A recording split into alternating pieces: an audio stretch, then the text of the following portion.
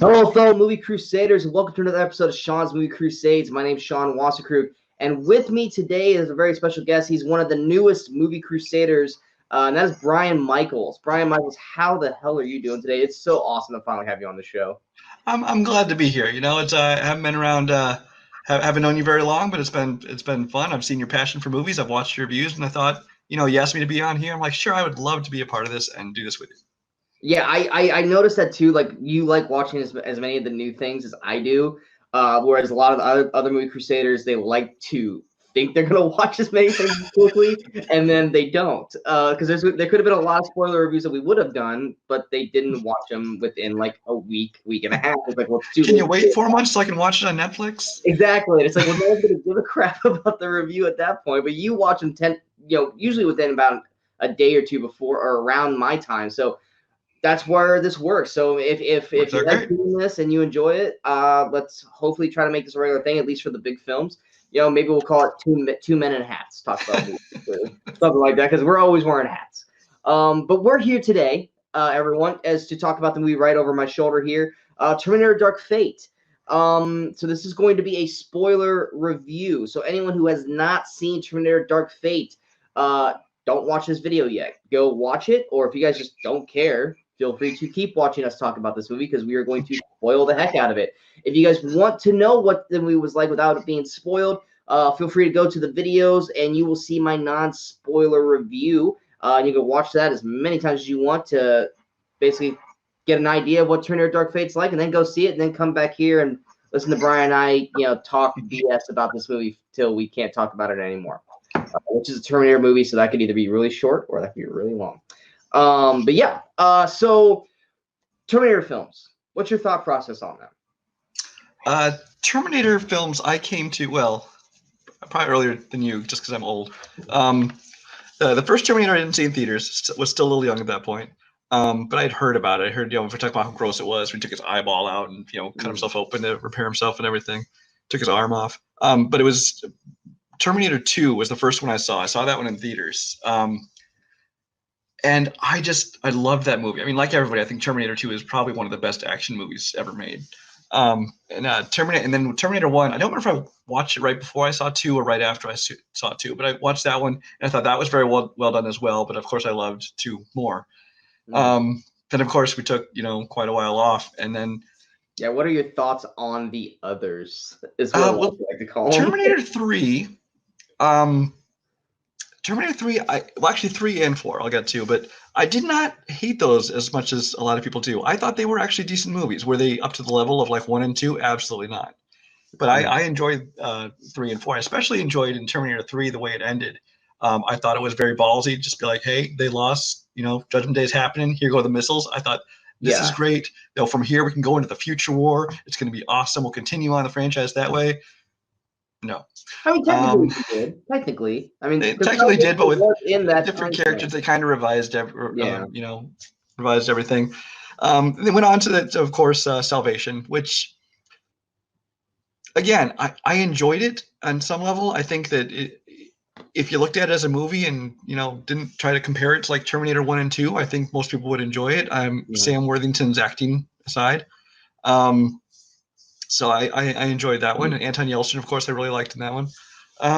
Genesis was a steaming pile of shit. I wanted to like it too. I'm like, you know what? I'm not gonna be one of those people that thinks it has to be Linda Hamilton. I like Emilia Clarke in Game of Thrones and stuff, so I'll give her a chance. And she's a fine actress. She just didn't come across to me at all as Sarah Connor. But between her and the rest of the cast and just the plot of it, and I just thought it was such a mess and just did not hold my interest at all. Did you ever catch the Sarah Connor Chronicles? I did. Well, you know what? I watched the first season in full. That it started off really well, and I'm like, you know what? This is actually interesting. I mean, obviously it's a TV version, so it's not going to be, as extravagant as level. Yeah. The production levels aren't going to be. Well, nowadays it might be if they put something out, a TV series, because the world's changed with TV versus movies. Thank you, Disney Plus. Yeah. But I enjoyed Sarah Connor Chronicles for what it was. I did kind of start to lose interest towards the end of the first season. I don't remember if it was just personal as far as time and that, or if it was the content of it. I don't remember being like, turned off by it, but I just somehow kind of stopped watching. I don't remember if I even watched season 2. I actually own them both. Not even sure I've watched them all yet. But I appreciated that. But that was pretty much my thoughts on the Terminator franchise before this one. So were you excited when this one came out, or heard that this one was coming out, or were you just like, oh my God, they're trying it again? It was a bit of a roller coaster. Uh-huh. They announced a new Terminator movie, and you're like, oh, a new Terminator movie? And then you think, oh, wait, there was Genesis. And, it's like we've been burned by, hoping great things to happen before. And even the ones that turned out okay, they weren't anything like what you really had hoped they'd be. Mm-hmm. So it's kind of like, I don't know. And like, oh, wait, Tim Miller's directing? I love Deadpool, Maybe he does great action scenes. Maybe this could have some, some quality after all.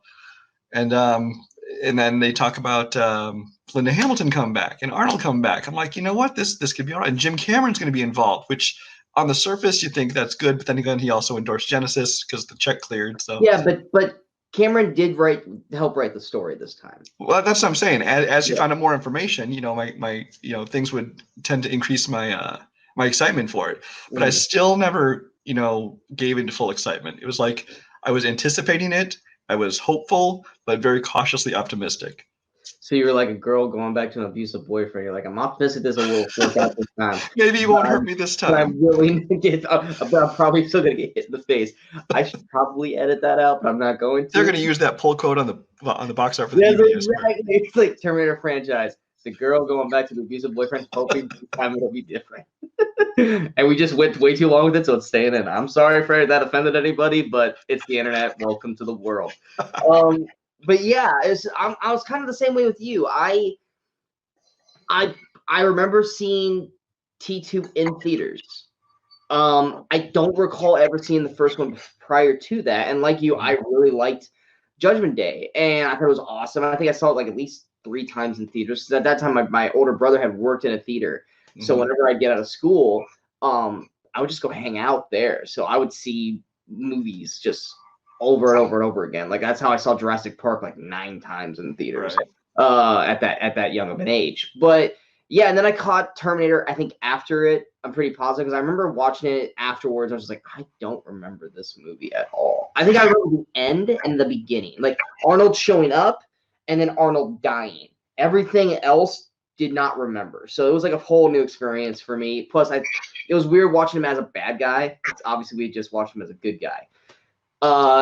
Rise of the Machines, I think I was at an age where I was okay with watching crappy stuff, which I think I still am to a point. So I was okay with it, but now I look back at it going, ugh, no, I can't watch that. But I did like, I like you, I like that ending. I liked the, you know what, you didn't stop anything. It's still coming. Yeah. Have fun. I liked that ending. I just wasn't that crazy about the acting in the film. I think that was probably Arnold's second worst performance in the Terminator franchises. The other one is the one that you, we're going to get to that. But I actually really liked Salvation. I liked that we weren't doing the same old, they're sending a Terminator back in time and blah, blah, blah. I was like, okay, we are officially finally moving forward with this franchise.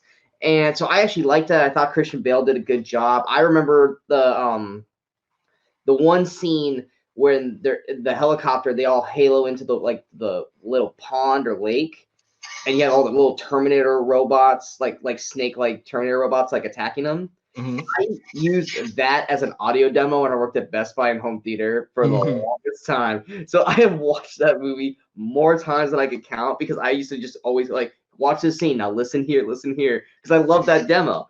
I actually liked Salvation. Genesis. I was like you. I wanted to give Emilia Clarke a chance, but she's too nice to be so on her. Or she just did not have the same toughness of Linda Hamilton. She doesn't. And also just the whole movie. I mean, like in these movies, because of the time travel and things get changed and like that, you expect, like even in this new movie, which we'll get to, I mean, things have changed and characters have changed. But that one just seemed to kind of be like, you know what, we're going to try and reboot everything and change everything that happened. The main problem is the same thing they did with Dark Phoenix. You gave away the twist of the frickin' movie in the trailer, not the final trailer, Like the normal trailer, you give away that John Connor is dead and he's a Terminator. I'm like, oh my God, why did you do that? Which Like, A is a major spoiler to give away, yes. and B is just a dumb thing to do for the movie anyway. No, But I'm not even going with the dumb parts. Like, why did you give that away? yeah, If you would have held that in, I guarantee you, us walking into it knowing that was going to happen, and that happening without a thought, would have made the movie feel a totally different experience. And it probably would have been a little bit more positive if we weren't going, really? So that's what they're going to do? To the, what the? Oh, shit. although I will say, I do remember when Terminator 2 came out. You can tell when you watch the movie, the first scene where Terminator shows up and meets John Connor and that kind of thing, that they want you to think, oh, he's coming to kill John Connor. But no, he protects him. It's like it was supposed to be a gigantic surprise that, oh, this one's sent here to protect him. But even then, the trailers gave away, like, oh, clearly he's here to protect John Connor. So that's, I mean, it's one of the problems they just have when you're trying to market a movie. Back then, though, I mean, it was like, okay, we have a cool new Terminator. Yeah, and the internet wasn't around, so it wasn't quite as, it's a battle where it's like, oh no, the one person that's always been the savior, he's now the bad guy. And it's just like, okay, so what the fuck's the point of this movie now? But yeah, no, it was bad. And like you, I really like the Sarah Connor Chronicles. I also kind of not grew out of it per se, but I kind of don't remember much of it, but I remember enjoying it while it was on and being upset when it got canceled. But I don't remember any of it. So I guess I can't be that mad. But yeah. But anyway, so that's the Terminator franchise as a whole. Like what, and I was kind of like you when I heard about this one. Like initial thought, they're making another Terminator movie. Why? To Tim Miller. Okay. James Cameron's coming back? Okay, but he said that last time. Oh, he's actually helping? Okay. Linda Hamilton's back. Really? She still acts. Okay. And then the first trailer, I was like, I'm not. The trailers, I was not feeling. That was one part of the roller coaster ride I was on. The first trailer, I was like, even though I said this in my non-spoiler review, I love Mackenzie Davis because I watched her in *Halt and Catch Fire*. And absolutely. Fantastic show. So when I saw her, and I'm like, yes, she's doing something big. But I also said that about many people earlier this year, and they were in shitty films. I'm blanking on the one that I was recently. I was like, I'm so happy they're getting a movie. I was like, oh no, that movie was horrible. I was happy with Mackenzie Davis actually getting a big role like that, but the trailer didn't really do anything for me. Now the second trailer, when they added like Arnold into it, I was like, okay, I got questions, but that's good. I want questions going into it. So I was kind of like you said, we said earlier, the abusive girlfriend. I was going into it expecting to be hurt, but hoping things would be different. So we're so fucking screwed. Good thing we're not popular enough to get monetized yet. But yeah, so the general plot of Terminator Dark Fate is basically so. Did they ever say that it was present day? Did they ever say? Because I'm assuming they are, but I don't think they ever said it was like 2000. No, they said it was 2018. Well, I know that they said that she was sent back from 2042. No. The reason why I know is because we're gonna get to that one big scene in the beginning, and it said 1998, and Terminator said 20 years later. Okay. Yeah. So it is 2018. They just didn't say it in the beginning. So yeah, it's 2018. And we're following. I gotta pull up these people because it's been a few days and I don't remember everyone's names. Danny Ramos. And I butchered that poor girl's name during my spoiler review. Why I have no idea. I just felt like doing it apparently because I'm a horrible person. But we're following Danny and her brother Diego. Which I'm sorry, nothing annoys me more than when an actor goes by their first name, their real name in the movie. I was distracted because I only know him from Rock of Ages. Just saying. I knew him from Rock of Ages, and it was like a TV show. But I was just like the whole Scream Queens. Yeah, he was also in Scream Queens. Oh, okay. And I was just watching him going, I know you. I don't remember where I know you. Are you important or are you going to die? And then we got that answer pretty quickly. Okay. But yeah, we follow Danny. She's just a normal girl or woman, teenage woman, and I don't think we ever caught her age in the film. But yeah, and then as we're following them, 2 Terminators drop out. We have the Rev 9, played by Gabriel Luna, Ghost Rider from Agents of S.H.I.E.L.D., which I totally forgot about until after I saw who he was. I was like, oh yeah, it's Ghost Rider. And Mackenzie Davis drops in, and obviously we have kind of the same format of T2, to a sense.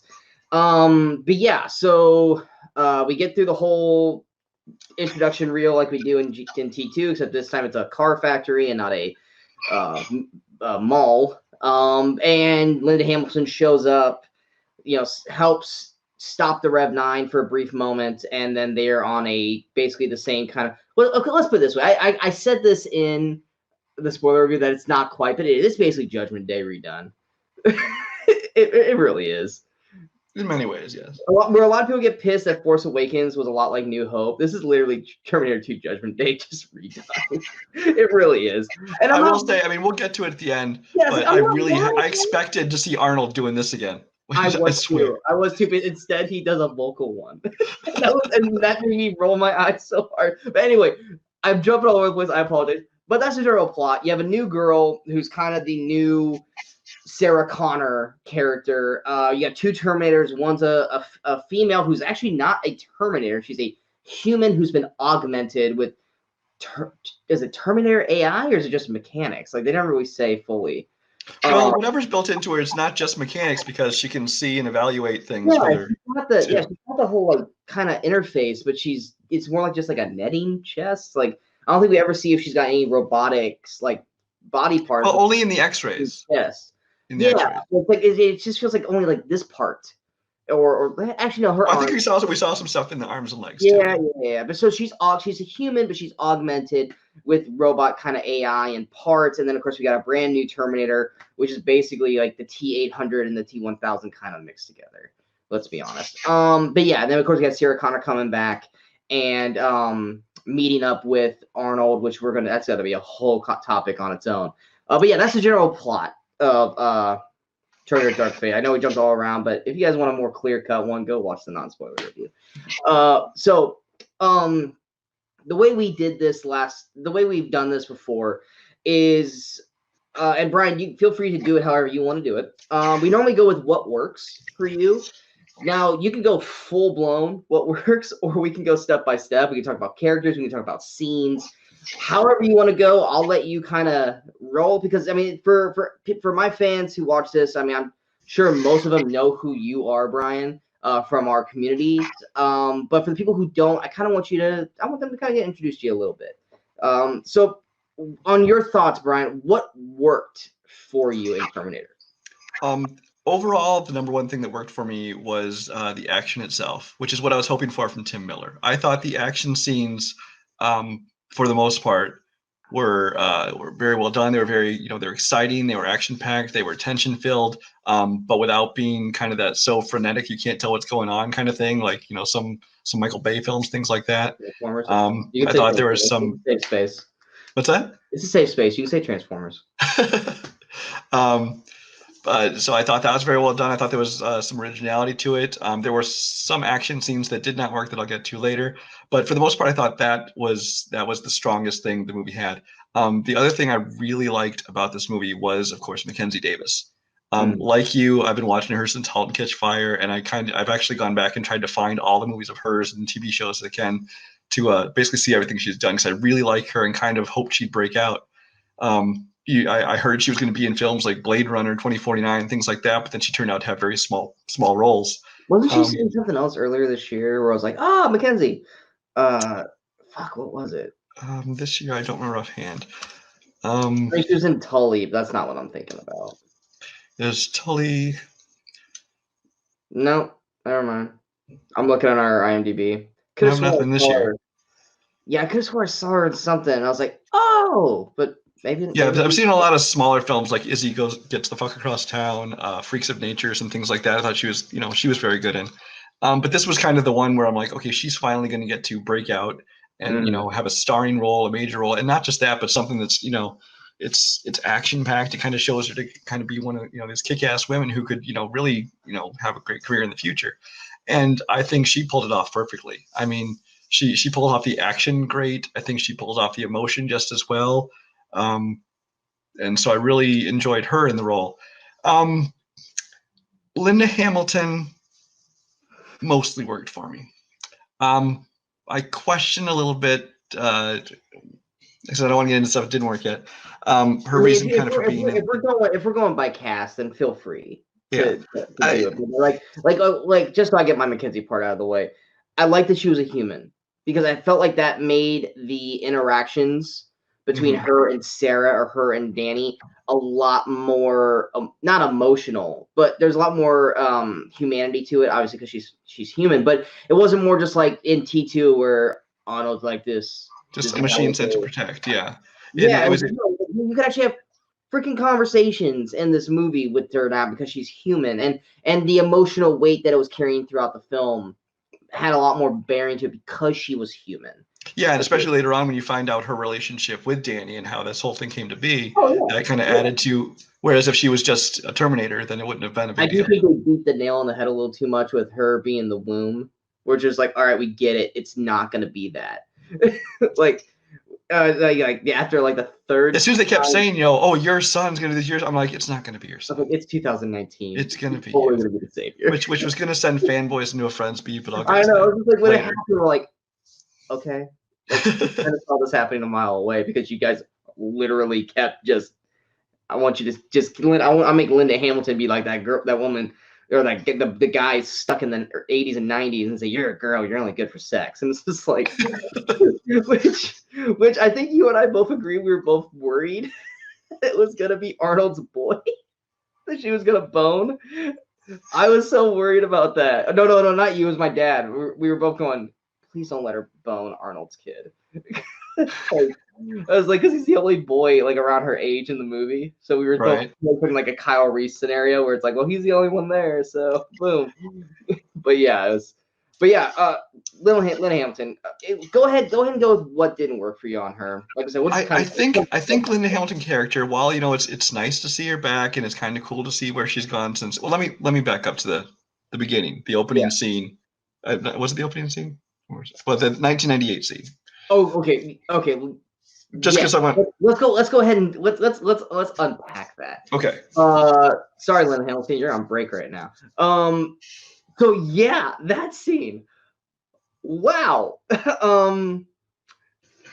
Was not expecting that. Because I heard that Edward Furlong was going to be in the movie. Here's my thing about. Let me talk about that real quick. It's like I heard late in the game, like before it came out, we heard Edward Furlong is going to be in the movie, and we're all like, we've seen Edward Furlong recently. Are we sure that he's going to be in the movie? That's the first thing it is. I looked him up recently. I was like, and I'm like, well, maybe they can, get some makeup, whatever it is. It's probably just going to be a cameo. I think nobody expected him to have like a big role in it, like Linda Hamilton. Yeah, I think maybe he sends Grace back. Or like, maybe we see him in the future or something like that. Yeah. And then when you first see young Edward Furlong, which clearly is just like deep faked footage or something. So even then, it's like the back of his head. Like the first thing we see is young Linda. Well, no, but then you do see Edward full on, obviously. Yes, yeah. But I'm saying is obviously it wasn't like newly filmed footage or anything, and it's not CGI. It's just clearly just they found a way to work it together. Absolutely. But as soon as I saw him, like, oh, is this all we're gonna do? And my only thought was, poor Edward Furlong. For the last month, he's been getting all these questions. Oh, you're going to be back in Terminator? You're going to be back in Terminator? And now he's going to be, he couldn't answer. And now he's going to be like, well, no, because they didn't want me now. My 1992 version of myself is in the movie. Did they make him actually do lines for the movie? Because no, I don't think you can smoke it. On the IMDb cast, and this is what it says next to him, and I laughed when I read it. Where is he? Does actually have a... Yeah, because he's on IMDb in the movie. Where is it? John Connor reference. I'm just like, what does that even mean? So I think that means basically they used his old footage as reference to make the new footage. Yeah, so I just laughed at that. So I was like, that's actually funny that they put him in there for it. But yeah, no, so what did you think about the actual scene itself of that? Because I mean, that's a ballsy, like you said. It started off with the kind of the video footage of Linda Hamilton in the which I think was a good callback. Hospital. and kind of telling everybody, you know, how they're all going to be, you know, toast. And I thought, okay, they're easing into this. And then they go to that shot of like her in like 1998 on the beach or whatever it was. Like, yeah, and I'm like, I don't know where it was. But my first thought is like, wow, this is really good de-aging. Like, wait a minute, this isn't de-aging. This is clearly because she wasn't speaking or anything, so I was probably using unused footage from previous movies or whatever. I agree. I was like, oh wow, she actually looks really good. Yeah. But I thought the scene was really good. I'm like, okay, this is interesting. And then you know, they come in and, you know, Arnold looking even buffer than he did in Terminator 2, by the way. Yeah, fucking shredded. So clearly it wasn't his body. Yeah. So, but he comes in and then he shoots John Connor, and I'm thinking, and that's the moment where I'm like, oh, was that it? And I'm waiting for some kind of twist, like, oh no, no, John's dead. Okay, we're going from here. Yeah, that was my reaction too, because I was just watching. I was like, okay, I was like, I don't know where we're going with this, and then I see someone walk behind him. I'm like, is that Arnold? And then I was like, that's a ripped Arnold. And he just blows him. I was like, okay, we're going there. All right. But then you have to wonder, then why didn't the Terminator turn and shoot Sarah? Because, you know, when she popped out another one. Right, because he wasn't the mission. And the mission was only John Connor. But even then, maybe, which I guess we get into later. So yeah. Yeah, it was inconsequential. I guess that's why he didn't attack her. Yeah. I mean, she shoots him like 4 or 5 times, including the face, which I have an issue with that part, by the way, which we'll get to with the Arnold part. But yeah, when he kills John, I'm just like, this is almost like, I feel like they're going, this is not the Terminator you think you know. Like, but it totally is. but yeah, I feel like it's gonna kind of go one of two ways. Either people are gonna go, I like this because they're taking it a different way, or how dare you kill John Connor, which is like, John Connor was a nothing character. Let's be fucking honest here right now. All cards on the table. The John Connor character, we never actually got to see him be great. All we saw was this annoying kid. So who cares that he died? Yeah. I mean, yes, he was supposed to be great in the future, and maybe we could have seen that. But like you said, they kind of.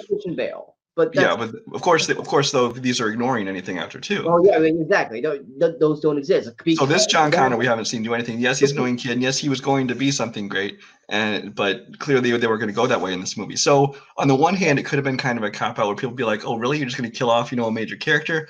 On the other hand, I think they saved it by, this is what made Sarah Connor what she is now. This is the motivating force, which made her say, I'm just going to go and I'm going to kill every Terminator I can see. This is my only life purpose. But we hear in dialogue that until she started getting random texts like 2-3 years ago, she wasn't doing that. She was just doing. She was just in grief for all those years. Yeah. But she was also wanted in like all of America, but we don't know why. Was it well, I think for the events of Terminator 2. Yeah, it's probably because of let's be honest. Yeah, she did kind of blow up. She was pretty much a terrorist. Yeah, yes. She was. But I mean, like, yeah, for Linda Hamilton, like I said, I liked what she did. I felt like she fell right back into the Sarah Connor character. Was she a little too hard right off the bat? Yes, but she's also older. She's probably in the like, I give 0 fucks, so I don't care. Because like the ones she likes to talk to Grace about how I was her, but yeah, she doesn't ever really feel like she's real like nice to Danny in a sense. You know, she's like, I was her, and so, you know, but you're at the same time you're treating her like complete crap. You're just giving everybody these glares the entire time. Like over here, like she only talks to Danny through Grace for the most part. Like they don't really have like until the end, or maybe the train scene. I don't think she ever really had like an actual like. For the most a full conversation. Yeah, except for at the beginning, you know, when they're at the when they're getting the meds. Which, okay, since we talked about Grace, that part where her battery kept going down, it was just like, wow, so you guys really built a shitty machine. Just like, we were only built for short burst action. I'm just like, well, no, I mean, it makes sense because I mean, this isn't a machine made from scratch. It's what they could do to augment the human, and I suppose the energy required and everything to perform the things she's performing is going to require these great bursts of energy. But the human body can't maintain like a machine could. But the first time I bought that, but the second time we're at the Hoover Dam, I was like, you really haven't done that much yet to really be winding down again. Like, get your ass back in the game. It's like you guys fell from a plane, but you Shake were it off, like, rub some dirt on it. Come on. exactly. I was cool with the first part. The second time, I was just like, oh god, this is gonna get annoying. Luckily, I mean that was the last time, but still, but it's like that was a little unique thing. Actually, we'll hold off on the end point of Grace. We'll hold off on that for now. But yeah, like I said, Linda Hamilton, I liked it. I thought she fell right back into the role. Her with Arnold, I thought was her best parts. My favorite line of the movie is, "I'm never gonna fucking call you Carl." Which she does. And then she does, which I kind of wish she didn't. So I'm like, oh, come on. I love that line when she said she was. Yeah, I was like, I'm never gonna call you Carl. What? Coral. That's the whole thing I was thinking too. I was like, you guys could have gone with any name. You had to go with Walking Dead's Coral. At least they didn't do that southern accent like they was it deleted scenes from 3, I think it was. Was that Salvation or was that Rise? I think it was in a deleted scene from Rise. Yeah. Hello, everybody. Yeah. Oh god, that would have been horrible. But no, I mean, it's just like I thought she did good. It's kind of like with Jamie Lee Curtis with Halloween. She fell back right into the role. They both played hard asses, but they didn't play the same version of their hard asses that they were 20, 30 plus years prior. But I thought they did good enough to warrant to see more of those characters.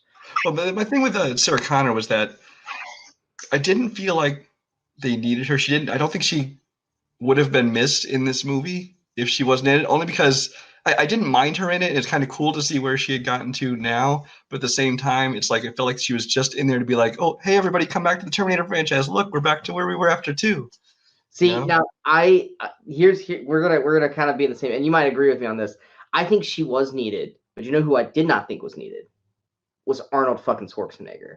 He was not needed in that movie. I don't know how you feel about that. I think that once Arnold showed up, it overshadowed and took away from Grace. I agree. 100% agree. I think she became not second fiddle. She became third fiddle. Like she fell behind Sarah, and she was basically a bulletproof vest for Grace. I really thought Grace could have been the central character and should have been the central character of this movie. I mean, yes, she's the one protecting Danny. But I think that her and the whole fact of how she came from the future and she's augmented and all, that was the most interesting part of the story. Yeah. And she could fight, and it was her mission to fight off this new Rev 9 Terminator. But as soon as Arnold shows up, it kind of becomes like, okay, you go over there and protect her, like you said, become bulletproof vest, while Arnold goes and fights the Terminator. I'm like, oh, come on. But she does nothing. Nothing. He's inconsequential to the film. He really is. You take him out of the movie still goes the same way. Mm-hmm. Think about it. I mean, it's just like, okay, they got more weapons because of Arnold. Cool. They still would have gotten on that plane. I think they still probably would have gotten out of the plane in the truck.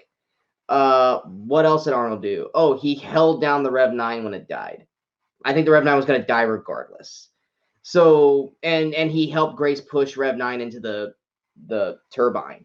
I mean, it's just like Arnold wasn't needed in the movie. He wasn't. And his whole monologue in the house or exposition dump was just going, question. Yeah, that doesn't work. Question. Because that's what it was like for me. I was just like, no, not buying that. Not buying that. Like, so I killed your kid, and then I just went and hung out somewhere. I didn't shut down or anything. I just said, "Oh, I'm going to hang out here," and I suddenly decided, you know what? I want to learn to be human. Yeah, you're conscious. Woman with a we're back to the battered woman. This battered woman with a child came to me for help, and I was like, I want a family, so I stopped him. I was like, what? No, yeah. No, you probably would have killed them with the dude for bothering you because you're a killing machine. Well, I can understand it because especially like we've seen him, he doesn't kill anybody who's not his mission or in the way of his mission. So I get that he's not just going to randomly kill these people. He don't care. It's John that stops him. Because remember, he was going to kill those biker guys for talking shit to John, and John was like, "No, stop!" And it's like, but that's not the same T-800. So it's like, no, he would have killed everybody.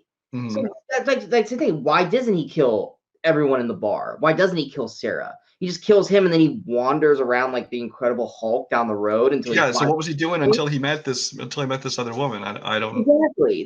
Like no, there's a huge chunk of story missing. And then now we'll go to the face part here because I'm assuming you're done with Linda.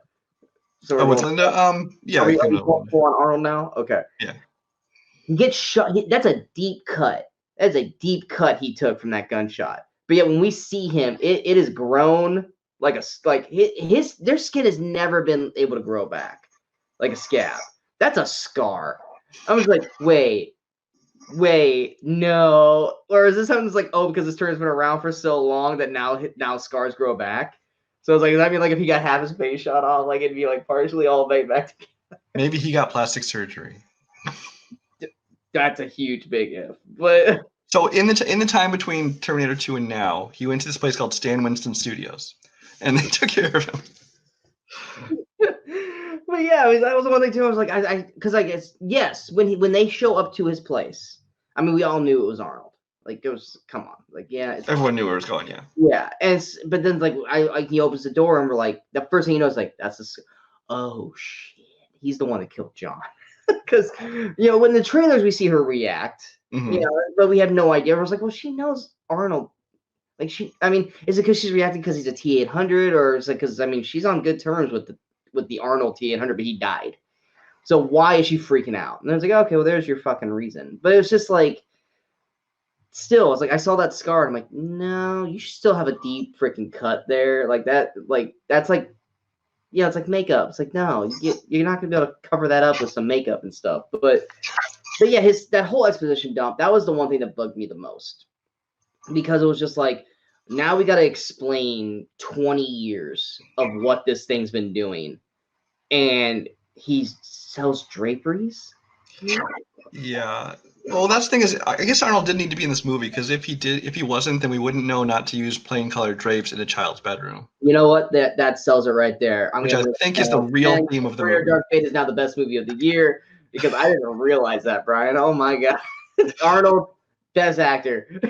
No, but I think that the problem was just, I don't know if it was because they wanted Arnold to have a more, seemingly more important part in it or what, but I think they just over-explained it. I mean, apparently, even if he killed John and disappeared, and for whatever reason he was sending messages to Linda, to Sarah Connor years later, they could have found a way to work that in. But this whole, like, I decided to raise a family and all this stuff and sell drapes. Also had no purpose. Like, do you really need to have a job? You couldn't just been there in the house? Now, if they had never killed the Terminator 2 Arnold, this storyline would make sense. I agree. Because then it's like, okay, he spent that time with John and Sarah. He understands what family is. Mm-hmm. He wants that. Maybe if he went away, but then he would be missing an arm and a leg and all this stuff. But that would make sense. But just a random T-800 who's basically kill, just all of a sudden, I had no purpose, so I decided to be a human. Well, that's just it. I suppose the thinking of the filmmakers was just like, oh, see, this Terminator could learn, so why couldn't this Terminator learn? Well, this one had been reprogrammed with a mission of protection and mercy. Because John captured it in the future and reprogrammed it. This is one off the assembly line just to kill, and all of a sudden he's just gonna on his own be like, you know what? I think I have a conscience. Exactly. And this is the part where people who are like nerds, but it's like, no, this is story. This is a story that we've been built with through a franchise, right, and it does not add up. Now, to be fair, I just want to interject quick. This sounds like I'm really bashing this movie. And for the most part, but we actually both enjoyed the film. Yeah, for the most part, we enjoyed this movie, and we'll get at the overall score later. But we're just talking about the things that didn't work. That's why I couldn't wait to do this with you. It's like, I almost didn't know. I was like, I want to know. It's like, is it just me that's having this problem, or is it someone else? And apparently, I'm not the only one, because you kind of feel the same way. Because, like I said, it sounds like we're just attacking this film. And even when I told Jay about this film, I was going over it. Jay was like, "Ugh." I'm like, no. I was like, I'm not attacking the movie. I'm just telling you. He goes, "Well, it sounds awful," and I'm just like, great. I kind of think of it this way sometimes. If I can sit here and make a list of the things I didn't like about a movie, it means I probably enjoyed most of it, because otherwise the list would be too long. I'd just be like, I hated that movie. And I didn't. There were just certain things that, not even things I hated, just things that you questioned, things that you thought, that could have been done better. I shouldn't have to be like the little paperclip on the old Macintosh company going, hello, question. No. It's like, and that's what I felt like that whole scene where he's talking, and I'm just like, but the problem is that none of them are us. So they're just going to take it like, okay, we're all going, wait, no, I'm sorry. Like, no, I can't. We need that nerd, that nerd mailman who shows up going, that doesn't work. Like, thank you, mailman, who's gonna die in 2 seconds. But yeah, it was just, I hope, because I mean, clearly actually, we see the box office scores for this. I have just heard a couple things about it saying it's not doing real well, but somebody was talking to me earlier about it, saying how it's, blocks had only made like 130 million worldwide or whatever. Did not open in China. Terminator Genesis flopped in the US big time. Made a shitload of money in China, and that's why they're still making more Terminator movies. I'm not saying quality-wise the Genesis and this are on par. I'm just saying that while this might not be hugely successful in the US like they want it to be, I think it's going to be fine in the end. It did 29 mil in the US. 123 worldwide. The reason why I bring that up, because I'm not a big box office guy. I'm not Dan Earl by any means. But obviously, they're building towards a new trilogy. But if the money's not there, they're not going to make it. And what I was going to say is if they do continue on, I hope, nothing against Arnold, I hope Arnold doesn't come back. I hope he's if we're using The Force Awakens as a template, I hope he's the Harrison Ford of this. And he's done. Because his character doesn't add up to the story anymore. I hope it is, and I kind of feel like he would be. The problem is everything since Terminator 2 has kind of been trying to be a pilot for a new trilogy. Terminator 3, maybe not so much. I mean, although they were going to try and move forward with that. 3 was like the end point to branch off into like a spin-off. Yeah, then Terminator Salvation was supposed to be the first of like a trilogy. Then they said, nope, that wasn't successful enough, didn't work. We're not going to do that. Terminator Genesis, we're starting. This is going to be a new trilogy, and with these new actors in the roles.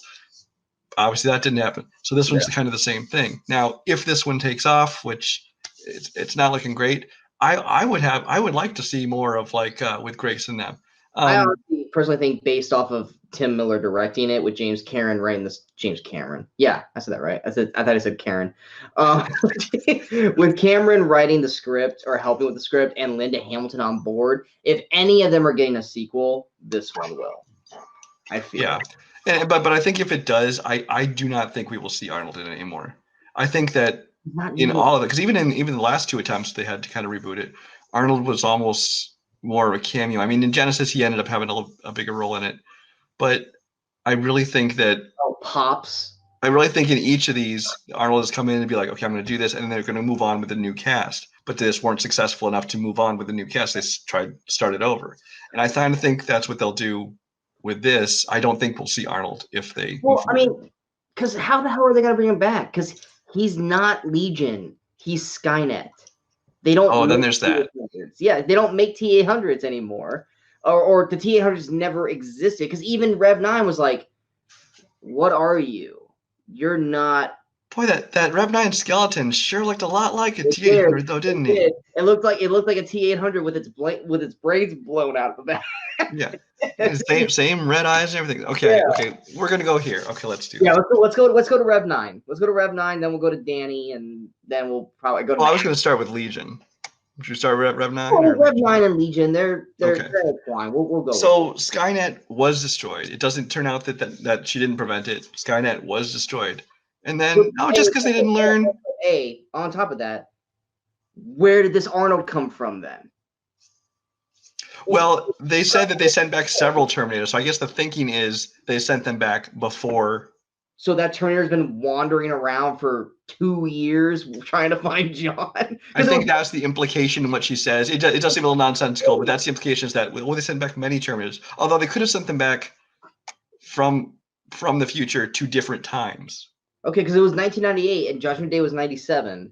So are you telling me this Arnold just walked around for like years trying to find John? I don't know. On Facebook, it wasn't like he took a picture and like, oh, he's in Cabo. Right. I'm not defending him. I'm just saying that was the line they used to explain it. Another thing with Arnold that made no fucking sense with the story. But anyway, yeah. So yeah, Skynet is destroyed. They didn't change that.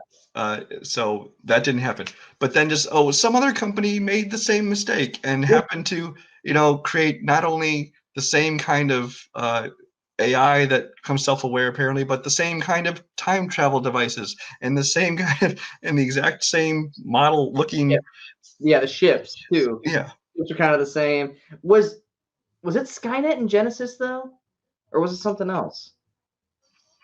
Because now I'm trying to think about. I was like, I don't think it was Skynet in Genesis either. I'm gonna have to look that up now. Damn it, Sean, your brain. Well, like I said, this isn't live, so we can always edit it. No, we leave this stuff in. We like people to know where we're at. No, keep talking. Keep talking about the Legion thing. I'm looking it up.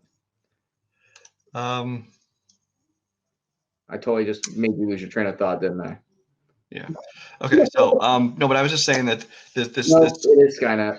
Completely separate company that evolved completely on its own, not using an arm and a computer chip that they found left behind or anything. Came up with the exact same AI, the exact same time travel tech, and all this thing that worked exactly the same to come after. And it's just too much coincidence. You can't just say, oh well, they never learned from their mistakes and they did it again. It just seems a little odd to me. Yeah, I agree. Yeah. I'm right there with you because I looked it up. Genesis it says Cyberdyne Systems, but then it also says Skynet, so it was still Skynet. Mm-hmm. But yeah, so it's like, okay, cool. Now it's Legion. And they made even more dangerous Terminators than the original Terminators because they can morph or like split. Which I didn't understand the point of that other than, hey, look, this is something cool. Well, because like here's the thing. It's like, okay, so Rev 9, he's basically said T800. He looks like a T800. And then he also has T1000's capabilities. But when he splits, okay, so the T800 is over here. So the human version of Rev 9 is just liquid at that point, because it doesn't seem like he does anything except get shot at and look like the T1000. Well, that's just it. Is you have a question of mass. Okay, so either if he splits in two, they're going to be smaller, or one of them or the other one's got to now be basically hollow. Which is basically what I thought the human version of the Rev 9 was, because I don't recall him ever really doing anything except get shot every time. And I kind of thought a couple of times where they were going with that is that they were like more vulnerable when they were split, because like one was fighting one was fighting the other, and I kind of thought that's what they're going with it, but then they didn't really get into it out that way. Yeah, I agree. They were really kind of. It was like, oh well, the T1000 one, while it's still human form, it is definitely the weaker because it doesn't have the skeleton in it, but it seemed to still. It seemed just as powerful, yeah. Yeah, it seemed to be just as dangerous as the other one. The other one just was kind of like that crash dummy. They just kept throwing across the room, and then it would like land like a literally like a dummy. It'd be like, and then it would just like come back. I'm like, what is the point of you? You have not done anything. Or if you can split into two and both of them are still fully functional, why not just stay two the whole time? Exactly. That's what we're in too. Is like it seems to be that you only split up when you're like being double teamed or you're in danger, and it's not intended. It's like, or it's like, oh, we got multiple people, split. You take those two, I'll take these two. It doesn't ever work out that way. Once again, it sounds like we're just bashing the hell out of this movie. It really does. It really does. I didn't mean to jump over all the stuff that worked. I mean, because no. I mean, it like I say, it's a spoiler reviews. Spoiler reviews, just we tend to go all over the place. It's more me just going, okay, how am I going to write this as a topic for the audio, for the video clips? But yeah, so Rev 9, Gabriel Luna. Did like him, dislike him? Where was your thoughts on Gabriel Luna? Well, the Rev 9 as an entity, I think we kind of already covered how I feel about that. As Gabriel Luna, when I first saw him, I thought he didn't seem intimidating enough. I didn't dislike him, but I was kind of like, he doesn't really have that intensity that I kind of need from him. As the movie went on, though, I thought he was fine. I still don't think that he was like, he was perfect to play the role, but I didn't dislike him in it either. It becomes that thing where it's like, why is the why does the Rev 9 even keep morphing back to that? It's like, for some reason, he keeps going back to this human form that he's not fooling anybody anymore. So what's the point? Thank you. I mean, kind of the same thing with the T-1000 and T2 too. Well, T-1000, at least at the time, he would go back to that form because he's a cop and he'd use that to get into places. But it's just some random dude. And albeit though Rev 9, he did kind of stick with him wearing the was it ICE? Like what was that? Border Patrol? Yeah, Border Patrol ICE. He did keep wearing that throughout. So I guess maybe that was kind of their argument for that.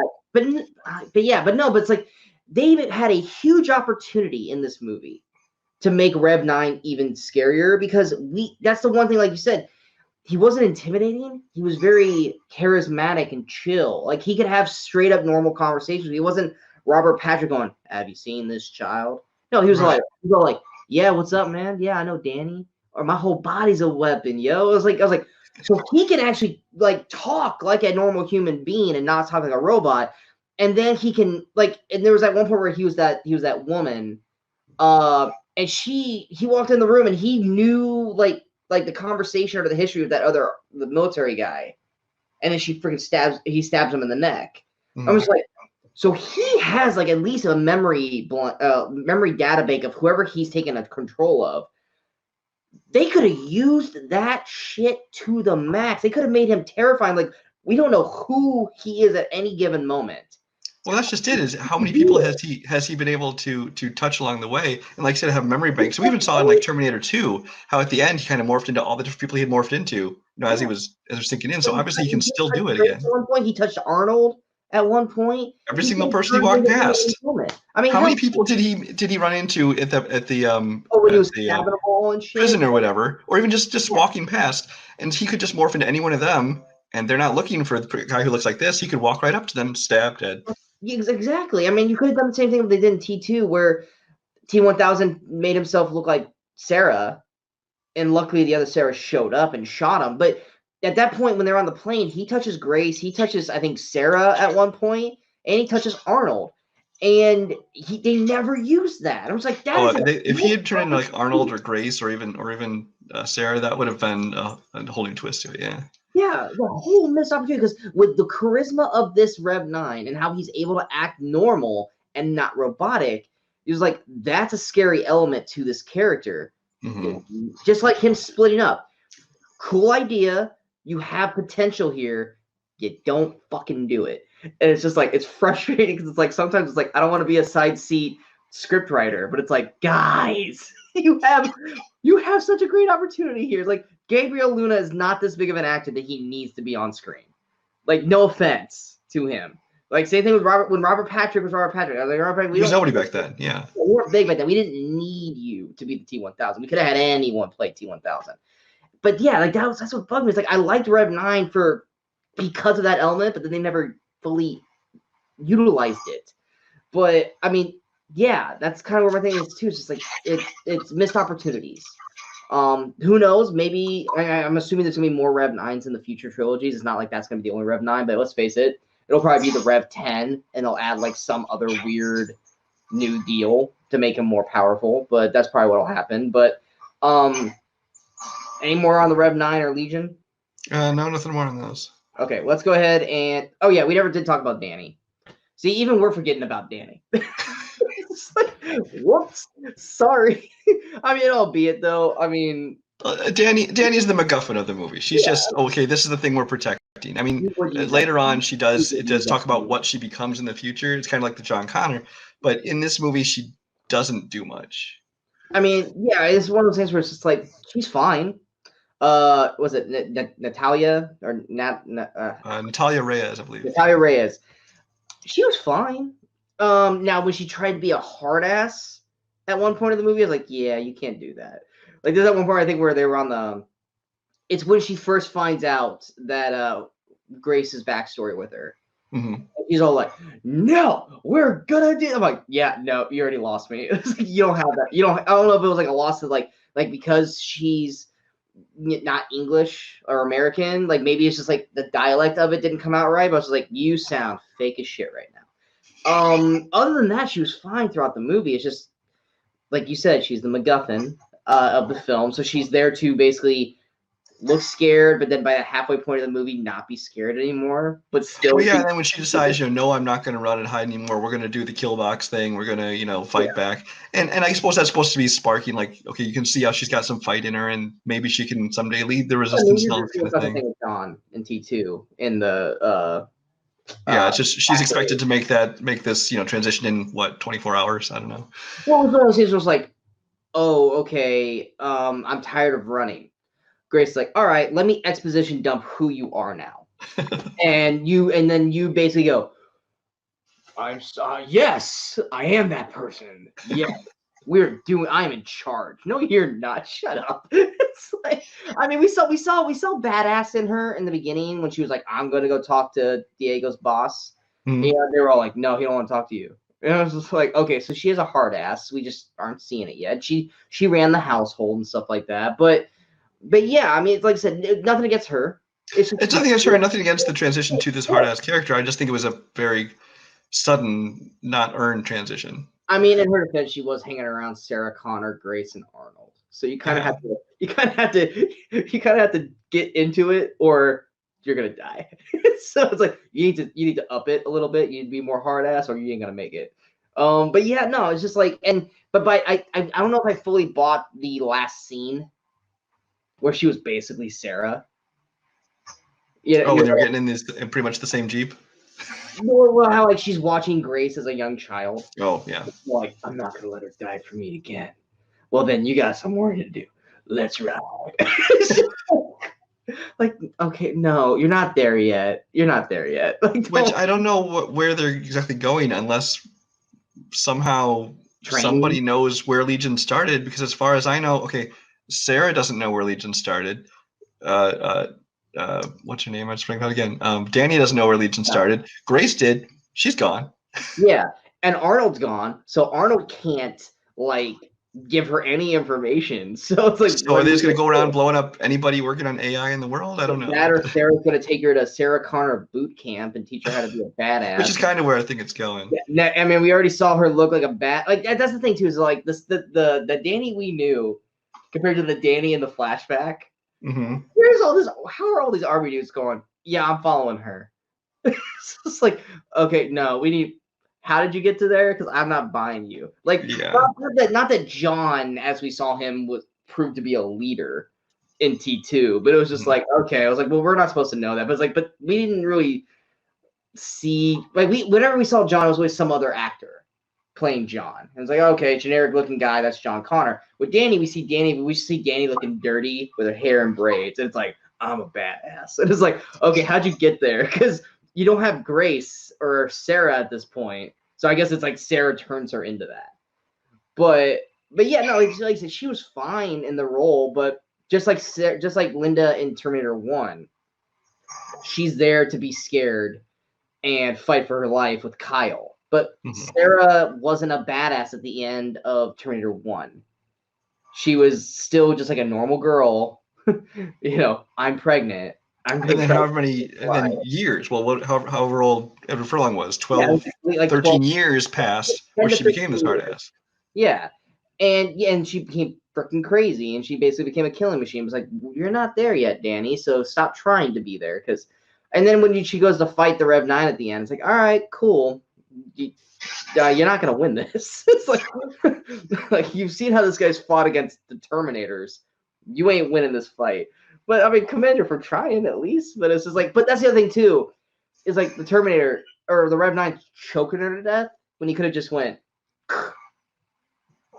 And I was just like, okay, I get it, it's a movie. But it's just like, okay, he has no reason. Like he could have just grabbed her and then done like spear through the throat. Like he didn't have to like choke her. Like there's no reason for him to stop killing like he kills and then to choke her for like a solid 30 seconds before Arnold comes or Carl wakes up and stops him. Coral, but yeah, it's one of those things where it's just like it's script, but it's like one of those things like then don't put yourself in that corner. Yeah.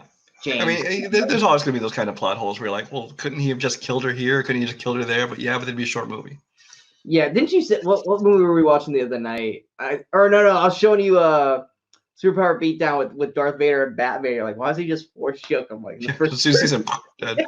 Yeah. Same thing, I guess. Like, he could have just grabbed her. Well, even in this movie, I mean, in the ending, the final way they basically kill the Rev 9 is she goes, "Oh, I'll take my power source and jam it into his head, and he'll be dead." Well, if your only mission here is to stop that Rev 9, why'd you do that when you first saw him? Just dead. Exactly, but that's also a negative for me too. Is like, why does every single Terminator film have to result to the whatever good Terminator dying? Every single one.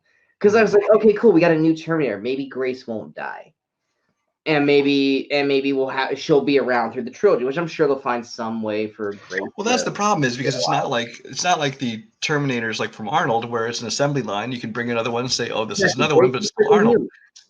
Mackenzie Davis may not be in the next one because unless they find some loophole where a time travel or whatever to keep her in it. But she was my favorite thing about the movie. So yeah, and so it's just one of those things. Just like, why? Because I was like, I think it was during the train scene where like they're gonna kill Grace, aren't they? There's no way Grace is making it out of this movie. Like, Arnold's definitely gonna die. Sarah, maybe. Grace, damn it, yes, they're gonna have to kill Grace. There's no way Grace is making it past this film. It's like, I'm so tired of it. It's just like, fucking let one of them live. Just let one of them live. You know, you're building a new franchise. That doesn't mean the robot has to die. Because that would have made more sense if Grace had lived and they drove off with Grace alive. Mm-hmm. Then we could, okay, so they're preparing for a war. Because Grace is gonna stay with her and Sarah's gonna help train her and stuff like that. Okay, that's where we're at. Not, oh, Grace is dead. There's no way to, just like you said, where's Legion? We don't know. Grace knows. Potentially, Grace knows. I mean, Grace was a child, but she still would know. But I mean, in all honesty, now that I'm thinking about it, based off of where we saw Grace at the end of the film, like as a child, Legion has to be being made at that point. Well, it has to be made, but where, who? I mean, you got the internet. I'm sure they'll fucking find a way. But it's one of things where it's like, Grace, when she flashes back, she talks about when the first attacks happened. Grace is around that age that we see her at the end of the movie. Mm-hmm. Give or take a couple years. So I'm sure they will find Legion. It'll be, and plus she's got those contacts, Sarah does, which also made no sense. So she's a wanted fugitive, yet she has contacts with the U.S. military. But anyway, now if they had that, when I saw that one guy show up, I thought it was going to be the son of the guy from Skynet. That's what I thought it was going to be. Oh, Miles Dyson's kid? Yeah, so did I. Oh, that's her connection. It's his son. That's why. No, they didn't do that. I was just like, so how does she have connections to the U.S. military when she's a wanted terrorist? That makes no sense. It was like if it was his kid. Well, I guess I suppose if there's people who know what really happened and why she did what she did, I suppose that she could have some people who are on her side. But who and even before Terminator 2, they talked about how she had made all these, she had all these connections and these moved John from place to place with military people. I think it would work better if it was his kid. Well, I totally thought that's where they're going with it. Yeah, I thought it was too, and then it was like, no, they're not even dropping a line of that. So no, that's not it. But, some random dude's here. Oh, he's dead. Never mind. He didn't die. Wait, no, he didn't die. He got shot. He didn't die.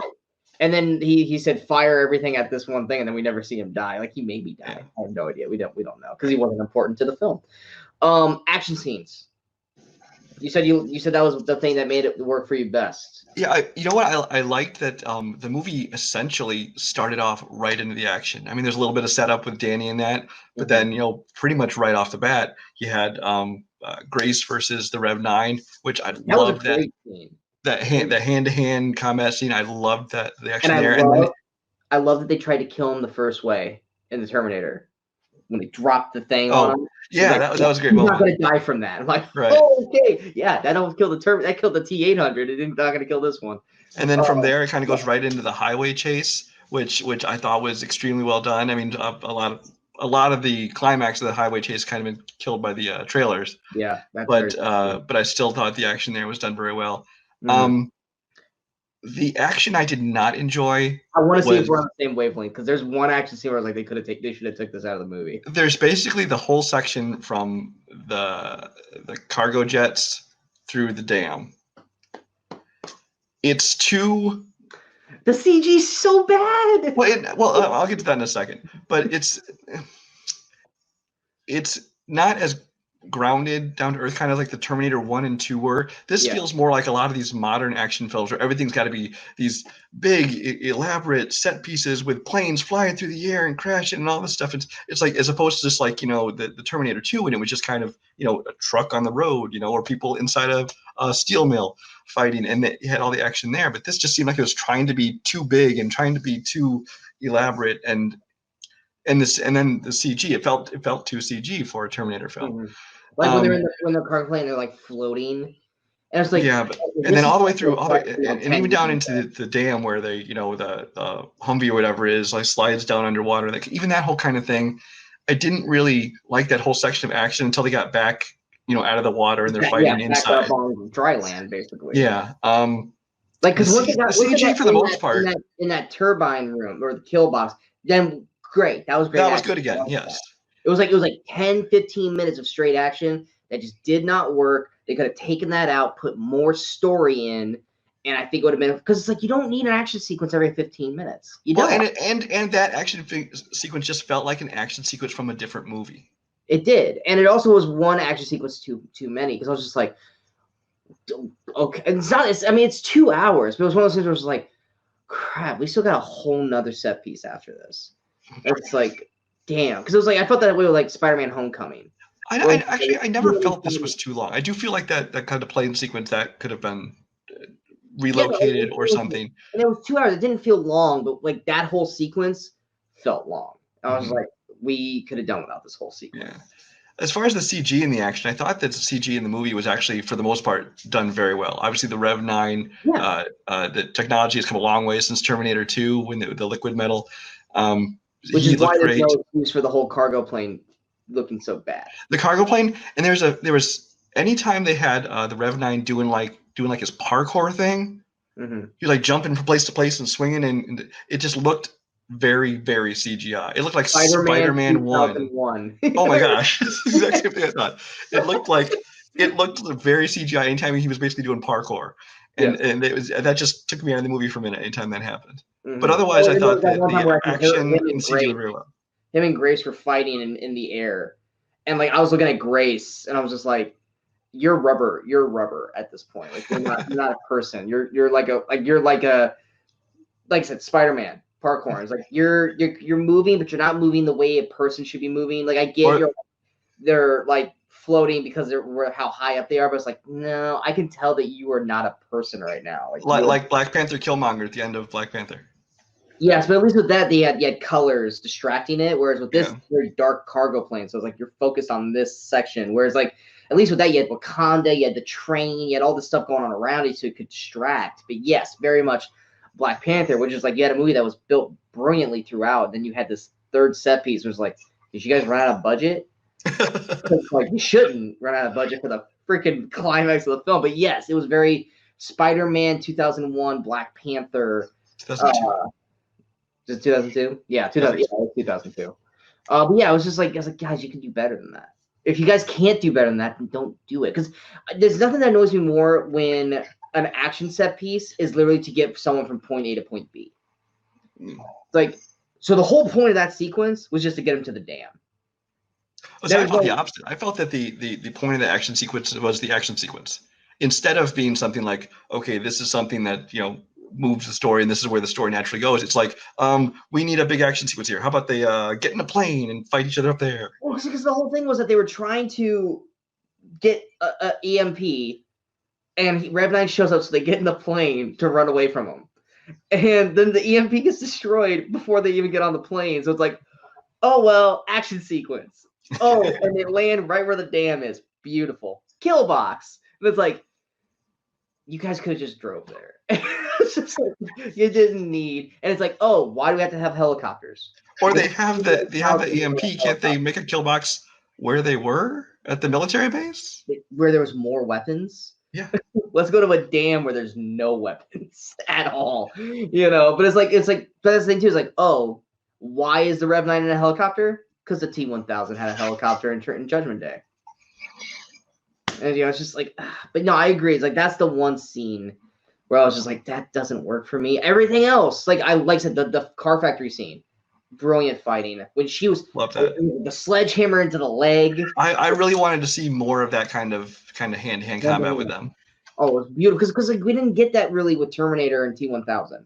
Right. We didn't get that. You know, we haven't really got that really at all in any of the Terminator films. But this one we got it. I was like, I loved that whole sequence. So I mean, we kind of did the what doesn't work with this. I mean, unless you had anything else with what doesn't work. No, I feel like we've been bashing it for the last hour, and it was what doesn't work. Okay. And it really, like I said, the things I mentioned were really the only things that didn't work for me. Yeah, so. I mean, like I said, we're and to everyone watching, we are nitpicking the hell out of this. Yeah. Like in hindsight, Brian and I actually both enjoyed this movie. And Brian, I'm sorry, this is distracting the hell out of me. Are you wearing a freaking Fifth Element shirt? I am wearing a Fifth Element shirt.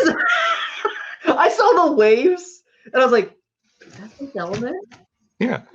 Dude, Brian, I love you. It's wind, fire, water, earth, and Lilu. There's one point, if anyone's watching this, where Brian was talking about the action sequence, and my head literally went. I was like, "Is that Fifth Element?" Because I love Fifth Element.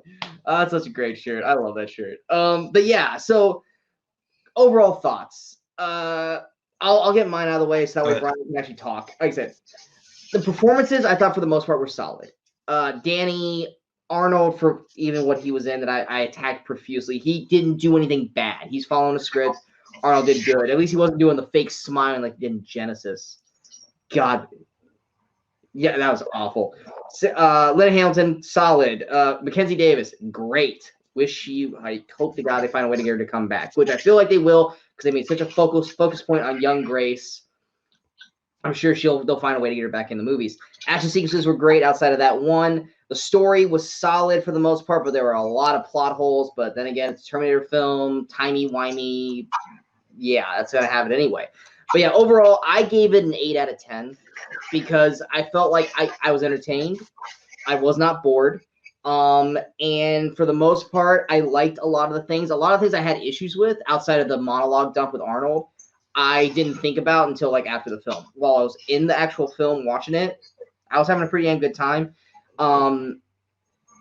It is probably the third best Terminator since counting T1 and T2 for me. Even though I did like Salvation, I can understand why people didn't like it. But this one it is kind of bringing everyone back. But yes, it is. I hate, and Brian, you're going to use this against me, and I hate that you're going to. I don't agree that people think that Force Awakens is basically the New Hope, but this is basically Judgment Day, redone for a newer age. Because yeah, there's just way too many beat. Like, oh, the car factory is the mall. The highway scene is the aqueducts. Thank you, the aqueducts. Viaducts, I'm not sure. The dam is the steel mill. The only thing they didn't do was they didn't go to Miles's house and cause a terrorism. No, they went to Carl's instead. Yeah, like that's the only thing they really didn't do. But yeah, I mean it is basically T2. So if you guys like T2, I think you guys will for the most part like this. It's just not gonna be as good. But yeah, so Brian, overall thoughts for you for Terminator Dark Fate. I don't know if you got a score. If you do, feel free to tell us. If you don't, that's okay. But where are your overall thoughts with the film? Overall thoughts, I gave it a 7 out of 10, which is actually good on my scale. Yeah. I really enjoyed the action, like you. A lot of the nitpicky stuff I didn't even really think about till afterwards, as far as like some plot holes, things like that. But that's just when you're overthinking a movie afterwards. The action was great in it. The performances I thought were all good. There wasn't, I don't think, a bad actor in the bunch. There was some roles that maybe weren't written everything they could have been, but the acting was great. Mackenzie Davis, of course, I think was the standout of the movie. Tim Miller's action I thought was very good. A lot of people are saying that this is the worthy successor, the sequel that Terminator 2 always needed to have, and I don't think I could go that far. I do think that it's easily the third best Terminator movie, but it's almost a little bit closer to 3 and Salvation for me than Terminator 2, just because Terminator 2 is such a high bar. But like I said, this is easily this is easily the third best, and I give it a 7 out of 10. Perfect. Yeah, I agree. It's like, yes, it's the third best, but I mean, we're talking about like 1 and 2's over here, and then like here's Genesis, and then yeah, it's like right here. And then Yeah. Genesis is out there somewhere. We're not going to talk about Star Wars yet, sir. No, I said Genesis is out there somewhere. Oh, I think your point at Last It's off Jedi. the scale. Well, your point at Last Jedi. I was like, Brian. I don't think I'm getting ready for our other discussion with these. Yes, that's a whole other discussion we're going to get to in a couple months or a couple weeks. But yeah, I always felt like this one was kind of like, and I said this was like with Force Awakens. It's like, yes, did they kind of use a similar formula? Correct. But it was more or less them going, see, we can make a good Star Wars movie. Where this was, see, we can make a good Terminator movie. We got you back. Now let us do something. Now, in terms of Star Wars, Last Jedi, we'll see what they do with this if they decide to do another one, which like I said, with the cast they have, I feel like they will. But yeah, I guess that's it. Unless, Brian, you got anything else to say about Terminator Dark Fate? Nope, that's all I got. Perfect. So if you guys enjoyed this review, go ahead and hit that like button. If you guys feel like this review is worth sharing, go ahead and hit that share button. But most importantly, don't forget to hit that subscribe button to the channel so we guys stay up with all the latest updates on Sean's Movie Crusades. And obviously, don't forget to follow us on all the social media outlets you see below. Next week, we've got a few movies coming out. We've got Jojo Rabbit's finally getting wide released. So be on the lookout for that review. We also got Midway, Dr. Sleep.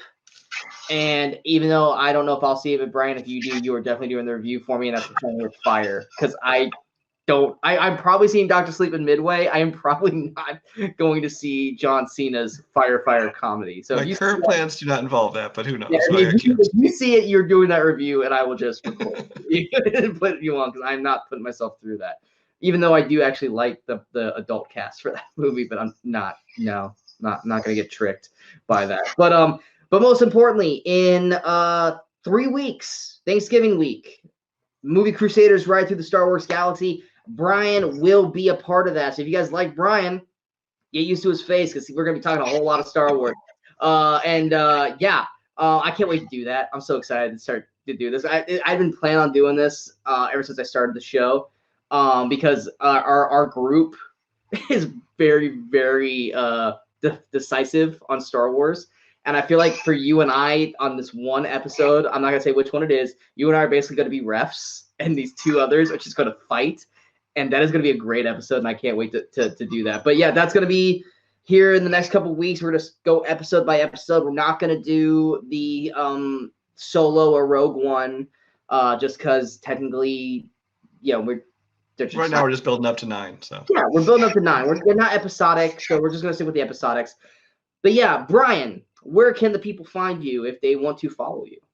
I'm on Letterboxd under the name Cinemaphile. That's where you can find any reviews I write, all the lists I make, diaries, kind of things like that. If you're into the whole movie trivia league, I'm one of the showrunners over at Multiplex Movie Warzone, and also one of the writers and editors over there. So tune in, watch some trivia. And other than that, Facebook under my name, Brian Michaels. All right, and of course, you guys all know where to find me. But yeah, I hope you guys enjoyed it. And if you guys watched Terminator, feel free to leave your comments below or leave them on any of the social outlets you have below if you're following us there. And let us know what you thought of Dark Fate. Do you guys agree with what we thought? Do you guys disagree? Keep it even. Don't be dicks. Don't be trolls. If you didn't like something, you didn't like the way we talked about it, let's do it in a constructive manner. And who knows, we might come back on and answer the questions if we get a good amount of comments on it. So go ahead and leave those comments. And until next time, in case we don't see you, good morning, good afternoon, and good night, Movie Crusaders.